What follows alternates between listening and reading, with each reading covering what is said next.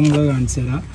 കുറേ സംഭവങ്ങൾ കട്ട് ചെയ്ത് കളയുന്നുണ്ട്. ഇപ്പോൾ ഇവിടെ ഇഷ്ടംപോലെ സംഭവങ്ങൾ അൽക്കുലത്തായിട്ട് നിൽക്കുന്നുണ്ടല്ലേ, ഇതൊക്കെ കംപ്ലീറ്റ് കട്ട് ചെയ്തിട്ട് കുട്ടപ്പനാക്കും. എന്നിട്ടാണ് ഇവനെ അറക്കുക മുത്തുവിനെ. അപ്പോൾ ഈ സംഭവം എന്താണ്?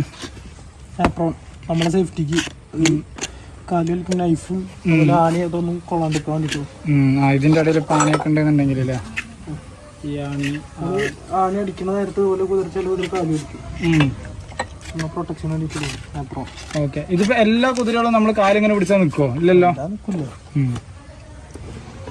ഇണങ്ങിയത് മാത്രമല്ലേ നിൽക്കുള്ളൂ. അങ്ങനെ എല്ലാവർക്കും ഇത് കഴിയൂല കേട്ടോ. ഈ ഫാരിയർ പണി എന്ന് പറയുന്നത് ഇപ്പോൾ കുതിര വാങ്ങി എന്ന് പറഞ്ഞിട്ട് നാളെ പോയിട്ട് നിങ്ങൾ കുതിരൻ്റെ ലാടടിക്കാൻ നോക്കിക്കഴിഞ്ഞെന്ന് പറഞ്ഞു കഴിഞ്ഞാൽ കുതിരൻ്റെയും ചവിട്ട് കിട്ടും, ഹോസ്പിറ്റലിൽ പോകേണ്ടി വരും.